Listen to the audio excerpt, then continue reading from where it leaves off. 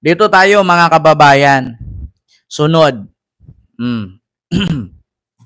Dito tayo sa Duterte Youth. Duterte Youth ha mga kababayan. Ano nga bang meron sa Duterte Youth? Ang Duterte Youth kasi, mga kababayan, Duterte Youth Party List, hindi po nakapagproklama kasi ito po ay i-disqualified nga daw di umano ng COMELEC. So ngayon, itong Duterte Youth Party List, meron nga daw silang ilalabas. Ito ha. According dito mga kababayan sa MPAC Leadership. Dito sa MPAC Leadership, basahin natin. Kabataan hits Duterte Youth threat to expose corruption as self-serving. Sabi dito, Kabataan Party List Representative Raul Manuel on Tuesday, May 20, slammed Duterte Youth threat to rebuild alleged corruption in the government, calling it self-serving and questioning the timing of such claims. Self-serving kung may alam pala sila tungkol sa korupsyon, bakit di nila isiniwalat dati pa? Sabi ni Representative Manuel ng Kabataan Party List. His remark came a day after Duterte Youth Party List Chairman Ronald Gian Carlos Cardema issued a fiery statement warning the Commission on Election COMELEC that if their group is not allowed to assume its congressional seat, he would expose kalukuhan involving Congress and COMELEC official. So, sabi dito mga kababayan, kapag hindi daw makapagproklama ang Duterte Youth Party List, may ilalabas daw or i-expose daw ni Cardema ang kalukuhan involving congressman and COMELEC official. So sinabi ko sa inyo COMELEC at sa nagkukontrol sa COMELEC, sabi niya, ikikwento namin lahat sa taong bayan ang mga kalukuhan ng gobyernong ito. Cardema said, claiming knowledge of how millions of pesos are allegedly made through government decision accreditation project and funds. So allegedly lang pala eh. Diba? Cardema insisted that Duterte Youth only wants to fulfill its advocacy to serve as an opposition voice in Congress and support the armed forces of the Philippines and PNP in combating enemies of the states. On May 19, the COMELEC proclaimed 52 of the 54 winning party list group in the 2025 election. Duterte Youth Proclamation was withheld pending resolution of disqualification petition over alleged grave violation of elections law. So ang sabi dito ni Cardema, kapag hindi sila mapaupo sa Congress, yung Duterte Youth kasi napangalawa sila ngayon, nakakuha sila ng 2,300,000 yata or 200. Ang sabi, sinabi ko sa inyo COMELEC at sa nagkukontrol sa COMELEC, kapag kami hindi ninyo pinaupo at hinahayaan lamang maging magsalita sa advokasya namin sa bansa, sasabihin namin sa taong bayan lahat ng kalukuhan sa Kongreso at COMELEC kung paano nagkapera ng milyon-milyon ang mga decisions accreditation at project at funds. Sabi niya, nagbanta siya dito na ilabas daw niya ang kalukuhan or baho ng nagkontrol sa COMELEC at sa Congress kung paano daw nagkapera ng milyon-milyon ang mga decisions, accreditations, and project at funds. Ngayon, sumagot naman itong si Representative Raul ng Kabataan Party List. Sabi niya, self-serving? Kung may alam pala sila tungkol sa korupsyon, bakit di nila isiniwalat dati pa? Nasunog sila dito kay Representative Raul ng Kabataan Party List. Kung meron palang alam si Cardema patungkol sa buwatan ba?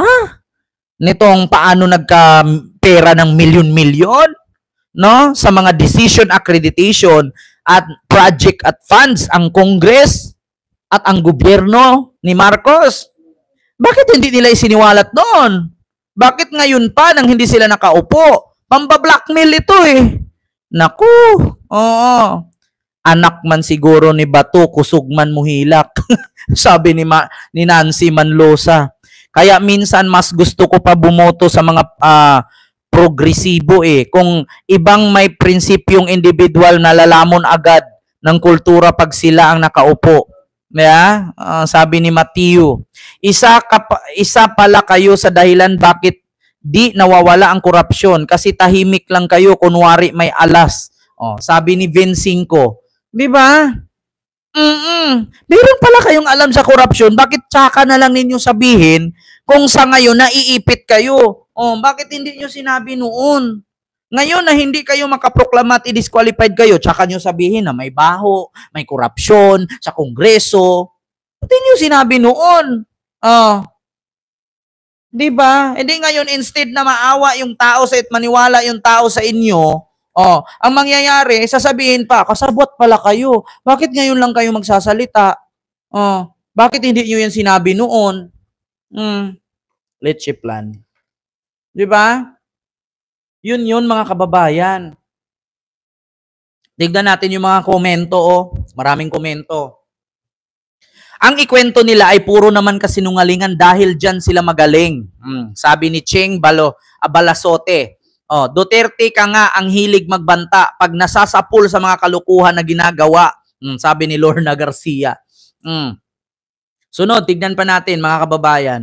Manang-mana sa pinagsilbihan, magbanta pag hindi nakakuha ng gusto. Parang yung Vice President na nagmaktul kasi siya daw prayo, dapat sa helicopter para makauwi sa Davao.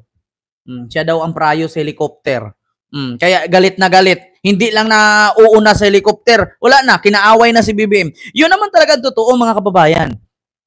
Yung unat sa poll na galit ni Sara kay BBM, hindi natupad ni BBM ang kagustuhan niya na siya ang unang gumamit ng helicopter para makauwi sa Davao.